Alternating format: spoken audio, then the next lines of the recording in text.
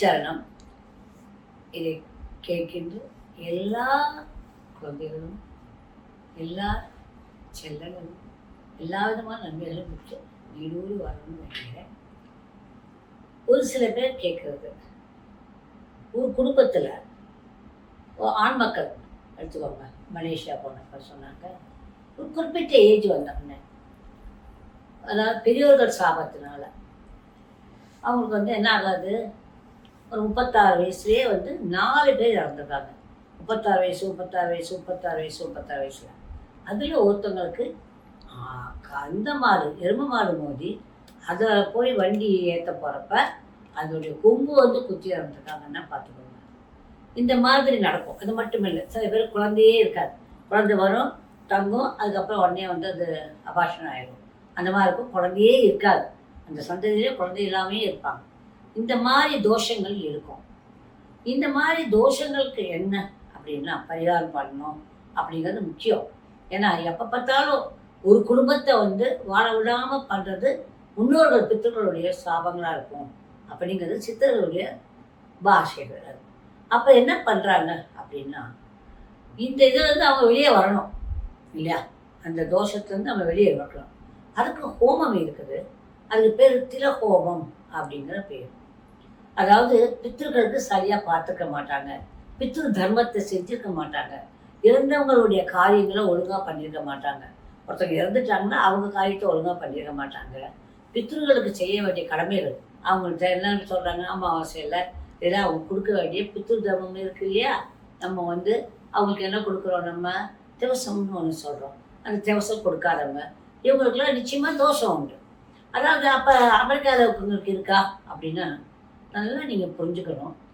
நீங்கள் இங்கே பண்ணுறது அமெரிக்காவில் இருக்கவங்களையும் காப்பாற்றும். எந்த ஒருத்தங்க பண்ணுறாங்களோ அவங்களுடைய பவர் எல்லாருக்கும் போகும். பித்ரு தோஷத்துக்காக யார் பண்ணினாலும் அது எல்லாருக்கும் கிடைக்கும். அப்போ நாங்கள் எங்கே பண்ணணும்னா, இதை நம்ம பண்ணணும்னா நல்லது. நம்ம பண்ண முடியுங்கிறவங்க பண்ணணும் இல்லையா, முடியுறவங்க பண்ணணும். எள்ளு விதைக்கிறவங்க எள்ளு விதைச்சி கொடுக்கணும். அதுக்கப்புறம் நெல் போடுறவங்க நெல் போட்டு கொடுத்தாத்தாலும் சாப்பிட முடியும். அந்த மாதிரி முடிஞ்சவங்க முடிஞ்சதை செய்யணும்.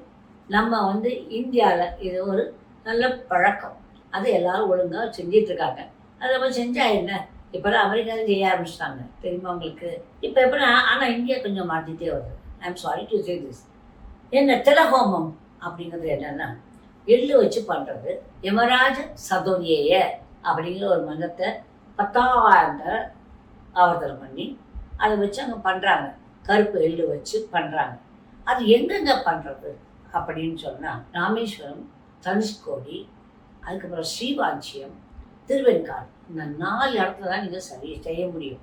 இந்த 4 இடத்துல ராமேஸ்வரமும் தனுஷ்கோடியும் பிரமாணமாக சொல்கிறாங்க. அங்கே செஞ்சோம்னா இந்த சாபத்திலேருந்து நமக்கு விடுதலை கிடைக்கும். இந்த பித்ரு சாபத்திலேருந்து ஏதாவது பித்ரு சாபம் பண்ணிட்டு போயிருப்பாங்க, நமக்கே தெரியாது. அவங்க மனசுக்குள்ள வச்சுக்கிட்டு வெந்துக்கிட்டே இருந்திருப்பாங்க. அந்த சாபம் நம்மளுக்கு பாதிச்சிட்ருக்கோம். எந்த குடும்பத்தில் விடாமல் ஒரு கஷ்டம் இருந்துகிட்டே இருக்கிறோ அவங்க திலஹோமம் பண்ணிக்கிடலாம், தவறு கிடையாது. சரிங்க, இது அங்கெல்லாம் போய்தான் பண்ணணுமா அப்படின்னா, இந்த குழந்தையே இல்லைன்னு கஷ்டப்படுறாங்க, அவங்க தானே கூட இதை பண்ணிக்கலாமா அது சொல்கிறாங்க. ரபாரி அவர்கள் சொல்கிறாங்க. எப்படின்னா, தானே பண்ணுறதுக்கு இதே மந்திரத்தை ஆவர்த்தனம் வீட்டிலிருந்தே பண்ணிக்கலாம் அப்படின்னு சொல்கிறாங்க.